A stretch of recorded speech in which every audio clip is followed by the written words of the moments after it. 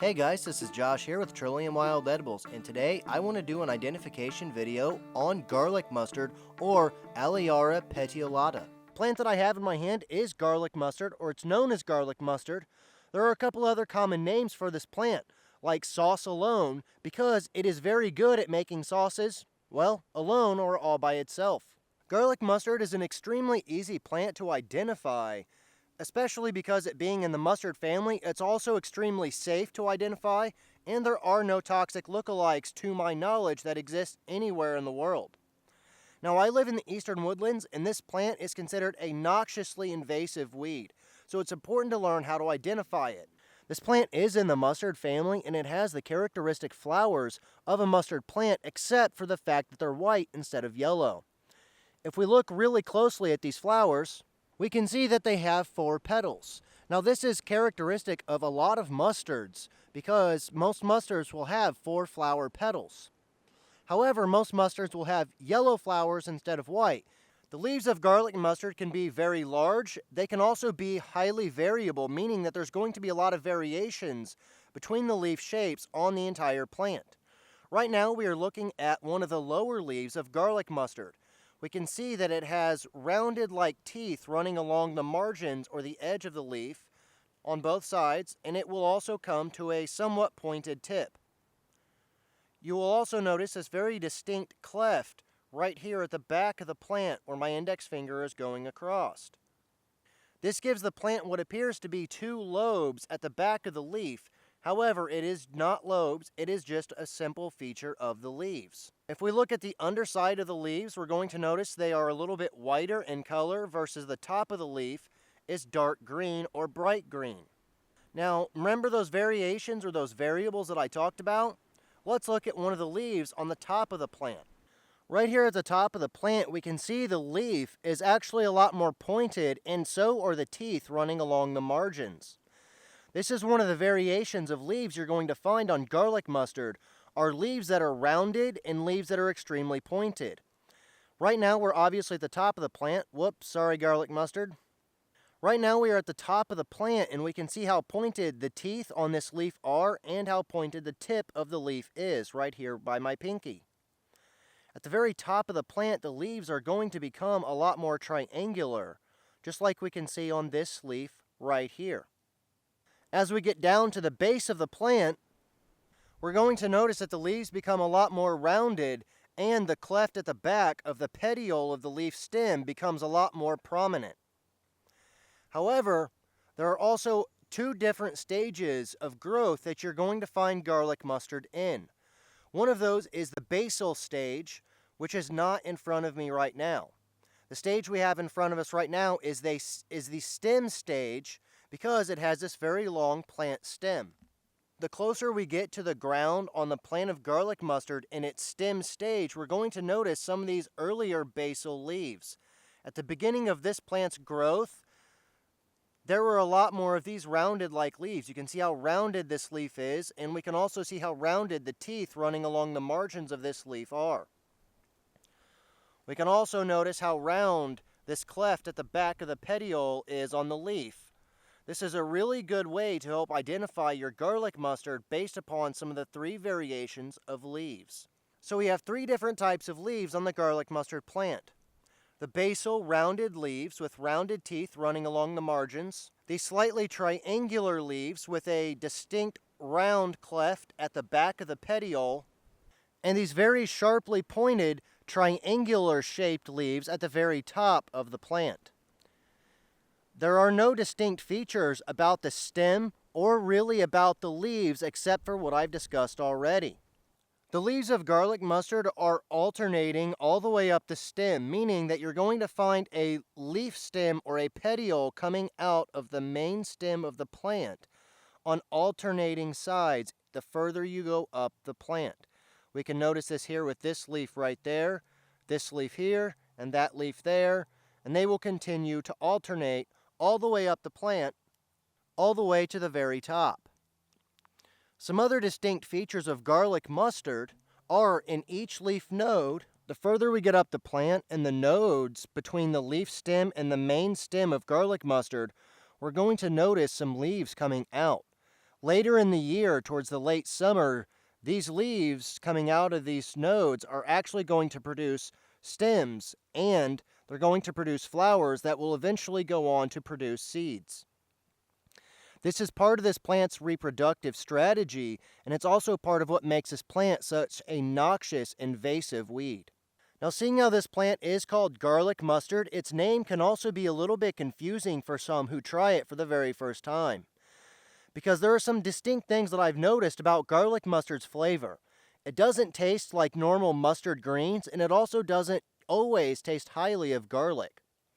However, it does have some very faint tastes and odors of garlic and of mustard.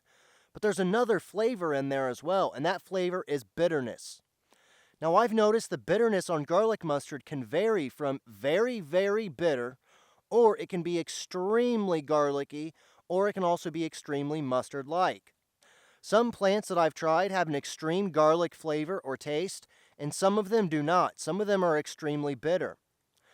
There are some distinct characteristics to look for, not within the plant itself, but within the environment you find the garlic mustard in, to determine how bitter it will probably be. So let's take a look at some of those features in nature that might cause this plant to be more bitter than other plants. The thing I've noticed about garlic mustard is the more moist the area is, like right now we're looking at the forest floor of a maple and sycamore forest. So there is a lot of moisture here. We can see all these little bitty leaves of Canadian sanicle just starting to grow. We can even see some violets right there and some violet flowers back over here. This is an indicator of high moisture content within the soil. The higher the moisture content within the soil, in my experience, the less bitter garlic mustard will tend to be. Now, it's still going to be bitter. However, I found that in oak forests and in pine forests, the garlic mustard is extremely bitter. Your mileage may vary, but it is important to pay attention to the moisture content of the soil that you are gathering your garlic mustard from. Garlic mustard is an extremely delicious and extremely popular wild edible plant. It's also one of the most nutritious greens that have ever been analyzed according to its nutrients that it has inside. It has a lot more nutrients than our domestic spinach, chard, kale, and things of that nature.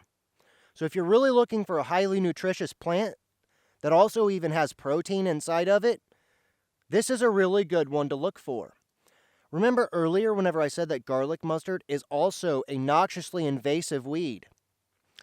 This plant is very well known to cause extirpation or loss of habitat to a lot of native wildflowers, and within a few years it can completely take over a forest environment, especially if left unchecked or left alone to reproduce.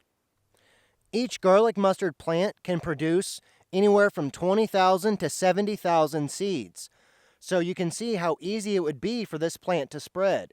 The seeds are extremely small, and to my knowledge, they cannot be used like our domestic mustard seeds to make a condiment. However, the rest of this plant works very well whenever you boil it, whenever you eat it raw, or whenever you make sauce or condiments or pestos out of the leaves and the flower buds and the flowering tops. The shoots of garlic mustard are also extremely delicious whenever they're boiled. So I've already done a video on how to harvest and prepare your garlic mustard shoots, which is usually the top 4 to 7 inches of the stem whenever it's in its flowering phase. I apologize for the wind here. It has been extremely windy the past several days, and quite frankly, I want it to end. But as we can see, the top of this shoot right here is all very tender and also very delicious if boiled. Garlic mustard is a plant that I usually eat raw, though at times I will definitely boil the leaves, or generally in my preference, I like to actually steam them instead of boiling them in a lot of water.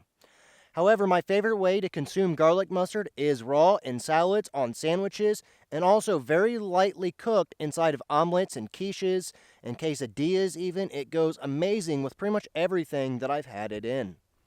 Right here on the ground in front of us, we can see a lot of these young, very early leaves or basal leaves of garlic mustard. As we look around the base of this tree, we can see a whole lot of them. This is one of the ways that garlic mustard will spread over many years and take over an entire area. If we look very closely at these leaves, we can see they're very rounded and some of them are very, very pointed. This is one of the first stages of garlic mustard in its very first year of growth. There are usually 2 years of growth on a garlic mustard plant. This stage that we have right here and the stage that we looked at previously, which is the second year of growth. Since garlic mustard produces a whole lot of seeds, and every seed normally grows, it's best to find the garlic mustard before it goes to seed so you don't find a whole lot of these little guys in the areas that you like to forage in, because if you do leave the garlic mustard there, you are going to lose all of your native wildflowers. So it's extremely important to find this plant, to identify it, know what it is, and cull it or remove it from the environment. Plus, the good thing about harvesting so much garlic mustard is you're never going to run out of a supply. It's an extremely easy plant to identify, and I thank all of you guys for watching this video. I hope you enjoyed it, and I hope you learned something. If you want to learn more about wild edibles or medicinal plants, please make sure to subscribe.